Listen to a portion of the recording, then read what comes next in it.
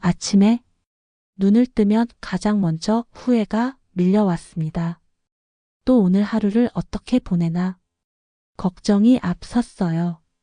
저는 헤어 미용사 일을 오랫동안 했던 이미영이라고 합니다. 한국은 뛰어난 미용사분들이 많아서 경쟁이 너무 심하고 급여도 일하는 것에 비해 급여가 좀 부족하다고 생각이 들었어요. 그래서 기술을 인정해주는 나라로 가면 지금보다는 좀 더 나은 대우를 받고 모든 것이 잘 될 거라 생각했습니다.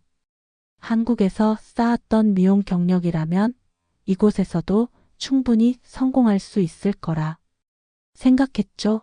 그래서 해외에서 사용 가능한 미용 국가 자격증도 오랜 시간 걸려 힘들게 취득하였습니다.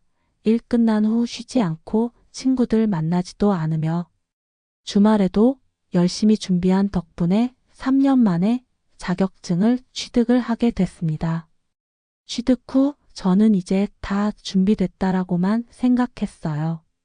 그래서 앞으로 더 나아진 미래만을 생각하며 한국의 모든 것을 정리하고 떠났습니다. 하지만 현실은 냉혹했습니다.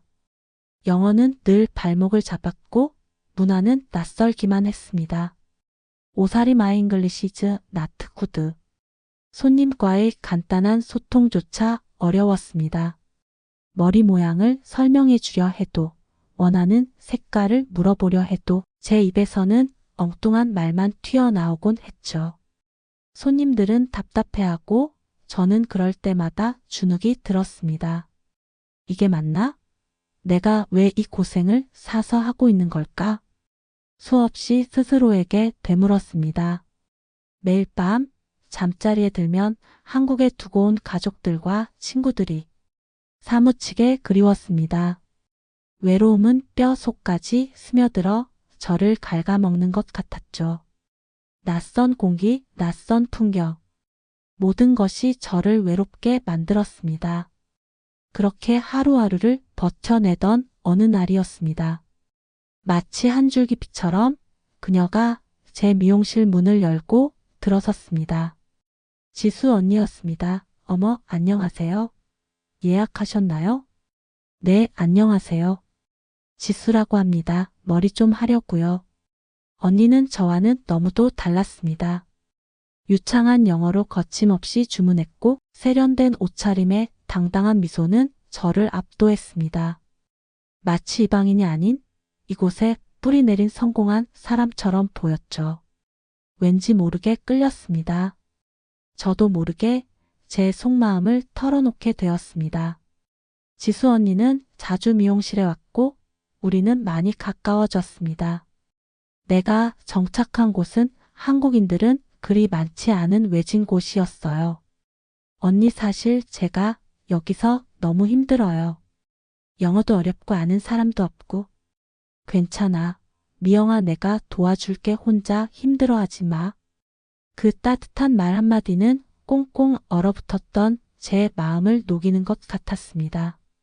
마치 친언니처럼 지수 언니는 제 손을 잡고 세상 밖으로 이끌어 주었습니다. 지수 언니는 정말 천사 같았습니다. 은행 계좌는 어떻게 만들고 마트에서는 어떤 쿠폰을 써야 저렴하게 장을 볼 수 있는지, 복잡한 정부 지원 서류는 어떻게 작성해야 하는지, 캐나다 생활의 모든 팁을 하나하나 알려주었죠. 제가 궁금해하기 전에 먼저 나서서 도와주었고 때로는 제 남편 철호 씨까지 살뜰히 챙겨주었습니다. 누님 아니었으면 저희 정말 막막했을 거예요. 너무 고마워요. 별 말씀을 다 같은 한국 사람인데 서로 돕고 살아야지. 그렇게 저희 세 사람은 정말 친가족보다 더 가까운 사이가 되었습니다. 언니는 제가 미용실에서 힘들 때마다 찾아와 말동무가 되어 주었고 맛있는 음식을 함께 만들어 먹으며 외로움을 달래주었습니다. 언니의 존재는 제 해외 생활에 없어서는 안 될 소중한 버팀목이 되어 주었죠. 저는 드디어 이 낯선 땅에 작은 뿌리를 내린 것 같았습니다. 이제 내가 왜 이곳에 왔을까라는 후회는 더 이상 밀려오지 않았습니다. 오히려 언니 덕분에 이만큼 버틸 수 있었어라는 감사함으로 가득했습니다. 시간은 흘러 5년. 제 손재주 덕분이었을까요? 아니면 지수 언니의 든든한 응원 덕분이었을까요? 저는 마침내 제 이름으로 된 미용실을 열 수 있었습니다. 손님은 날마다 늘었고 제 미용실은 제법 유명해졌습니다. 번 돈으로 작은 집도 사고 상가까지 마련했습니다. 그 모든 순간 지수 언니는 저의 가장 열렬한 지지자였습니다. 미영아, 정말 대단하다. 언니는 내가 이렇게 성공할 줄 알았어. 정말 진심으로 축하해. 언니는 제 앞에서 눈물까지 보였습니다. 언니의 진심 어린 축하에 저는 더욱 감격했습니다. 저는 언니에게 받은 사랑을 어떻게 다 갚을 수 있을까 생각하며 언젠가 언니에게도 제가 받은 만큼 큰 도움을 주고 싶다고 다짐했습니다. 그 시절 저희는 세상에서 가장 행복한 세 사람이었습니다. 하지만 행복은 그리 오래가지 않았습니다. 코로나19 팬데믹이 전 세계를 강타했고 경제 상황은 급격히 악화되었습니다. 특히 은행 금리는 무섭게 치솟았고 대출 이자는 마치 살아있는 생명체처럼 눈덩이처럼 불어났습니다. 이러다 내 미용실, 내 집, 내 상가 다 잃는 거 아니야? 이자를 감당할 수가 없어.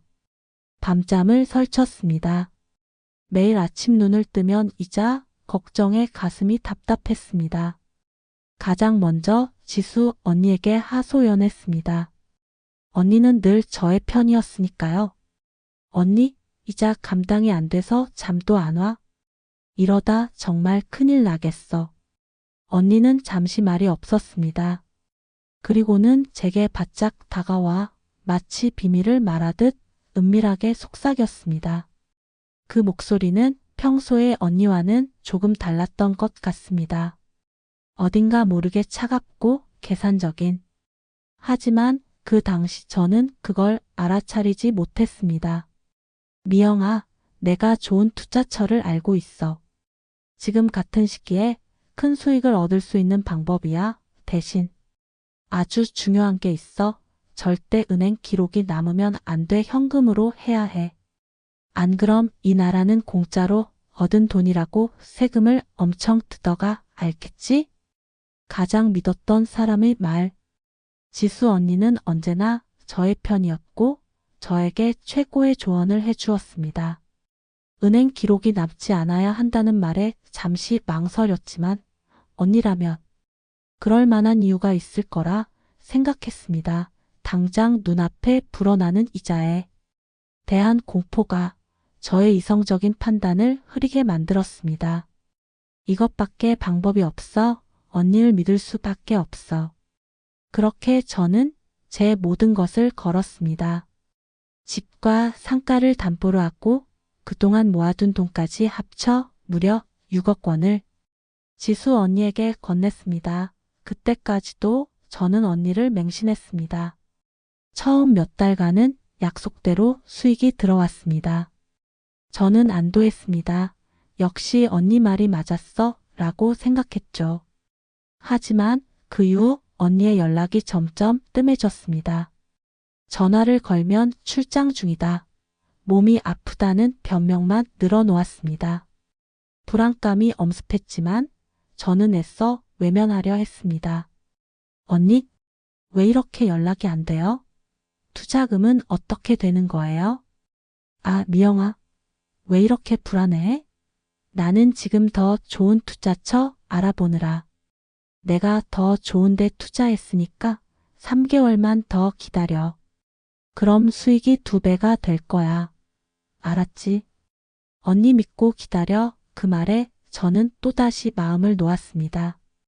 그 통화 후 지수 언니는 이전처럼 다시 미용실에도 자주 찾아왔고 함께 여행도 다니며 저를 안심시켰습니다. 마치 아무 일도 없었던 것처럼요. 저는 바보같이 그 모든 것을 믿었습니다. 하지만 약속된 3개월이 지나자 지수 언니는 흔적도 없이 사라졌습니다. 전화도 문자도 그 어떤 연락도 닿지 않았습니다. 마치 처음부터 존재하지 않았던 사람처럼요.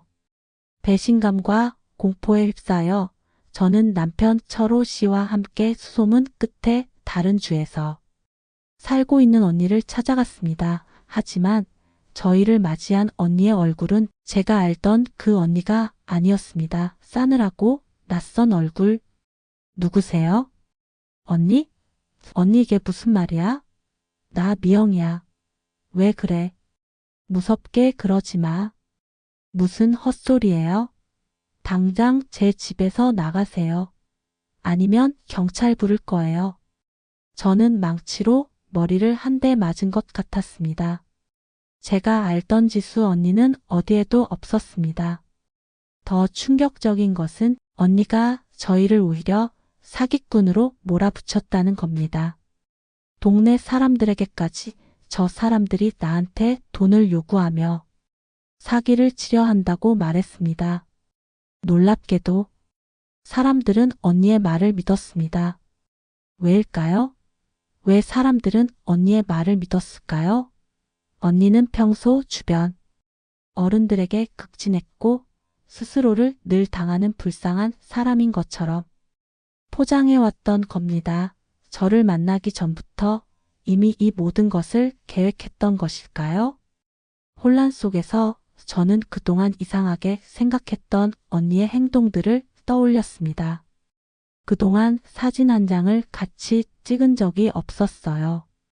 한국의 전 남자친구가 폭력과 집착이 심해 피해서 이민을 왔다고 하면서 아직도 자기를 찾고 있어서 사진을 찍으면 안 된다고 했어요.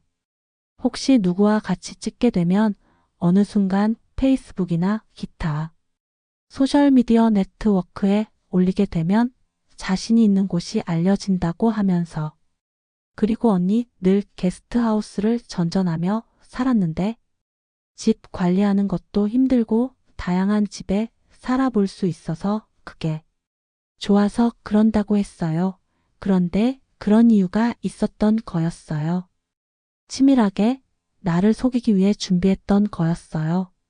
언니는 저를 가해자로 만들고 자신을 가련한 피해자로 둔갑시키는 데 성공했습니다. 제 모든 것을 잃게 한 것도 모자라 이제는 저를 사기꾼으로 만들려 하고 있었습니다. 증거 있어? 당신이야말로 나한테 돈 뜯어내려는 사기꾼 아니야? 지수는 저에게 악을 쓰면 삿대질을 했습니다. 모든 것을 잃고 이제는 사기꾼으로 몰릴 위기에 처한 저. 과연 이대로 포기해야 하는 걸까요? 아니요. 저는 포기할 수 없었습니다. 이 억울함을 그대로 당하고 있을 수는 없었습니다. 제 모든 것을 되찾기 위해 지수 언니가 저지른 모든 죄를 밝히기 위해 저는 다시 일어섰습니다. 지수 언니와 함께 갔던 모든 장소에 CCTV를 찾아다녔습니다. 언니가 저에게 현금 투자를 유도했던 미용실 근처 카페, 함께 갔던 쇼핑몰 작은 단서라도 찾기 위해 밤낮으로 뛰어다녔습니다. 그리고 저희 부부에게는 결정적인 증거가 있었습니다.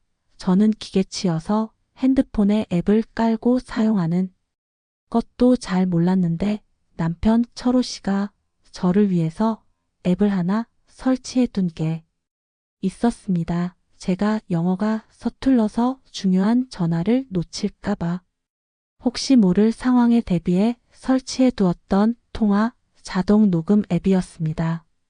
지수 언니가 저에게 투자 사기를 유도하고 돈을 가로채는 모든 과정이 고스란히 녹음되어 있었습니다. 언니가 은행 기록이 남으면 안 된다고 말했던 그 목소리, 3개월 뒤에 수익이 2배가 될 것이라며 저를 안심시켰던 그 모든 대화가 말이죠. 그제야 저는 고소를 할 수 있었습니다. 그녀는 자기 목소리가 아니라면서 부인하며 인정을 하지 않고 있어요. 지금도 저는 법정에서 지수 언니와 싸우고 있습니다. 배신의 상처는 너무나 깊었습니다. 한동안 사람이 두려웠고 다시 가위를 잡을 용기조차 나지 않았습니다. 사람을 어떻게 믿을 수 있을까? 이 질문은 저를 끊임없이 괴롭혔습니다. 하지만 저는 미용사였습니다. 제 손으로 만든 아름다움으로 사람들에게 행복을 주던 사람이었습니다. 결국 생활을 위해 그리고 저의 자존심을 위해 다시 가위를 잡았습니다. 다시 손님들을 마주하며 저는 하루하루를 버텨내고 있습니다. 제 눈빛은 여전히 지쳐 보일지도 모릅니다. 하지만 그 안에는 꺾이지 않는 힘이 담겨 있습니다. 이 모든 것을 이겨냈고 다시 일어서겠다는 강한 의지가요. 그녀는 제가 지쳐서 포기하기를 기다리겠지만 저는 끝까지 싸울 겁니다. 이야기는 저의 얘기지만 언제든 여러분의 이야기도 될 수 있어요.